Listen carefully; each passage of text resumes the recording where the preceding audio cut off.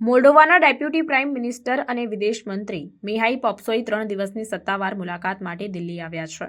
ભારતનો આ તેમનો પ્રથમ સત્તાવાર પ્રવાસ છે, જેનો ઉદ્દેશ્ય દ્વિપક્ષીય સંબંધોને મજબૂત બનાવવાનો અને બંને દેશો વચ્ચે સહકારના નવા માર્ગો શોધવાનું છે. મુલાકાત દરમિયાન પોપ્સોઈ ભારતના વિદેશ મંત્રી ડોક્ટર એસ જયશંકર સાથે મુલાકાત કરશે.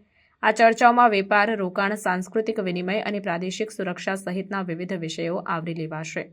બંને નેતાઓ મોજૂદા મૈત્રીપૂર્ણ સંબંધોને મજબૂત બનાવવા અને વિવિધ ક્ષેત્રોમાં સહકારના નવા અવસર શોધવા માટે ઉત્સુક છે. પોપ્સોઈના પ્રવાસમાં અનેક મહત્વપૂર્ણ ઘટનાઓ અને મીટિંગ્સનો સમાવેશ થાય છે. તેમના પ્રવાસના પ્રથમ દિવસે તેઓ રાજઘાટ ખાતે પુષ્પાંજલિ સમારોહમાં ભાગ લેશે અને મહાત્મા ગાંધીને શ્રદ્ધાંજલિ આપશે.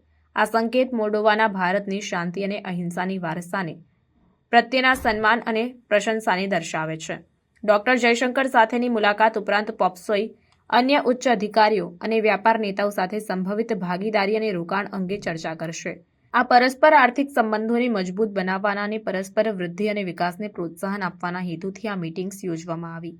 સાંસ્કૃતિક અને રાજનૈતિક જોડાણો બાબતે પોપ્સોઈના પ્રવાસમાં સાંસ્કૃતિક જોડાણોનો પણ સમાવેશ થાય છે, જે રાજનૈતિક સંબંધોને મજબૂત બનાવવામાં લોકોથી લોકો જોડાણોના મહત્વને હાઇલાઇટ કરે છે.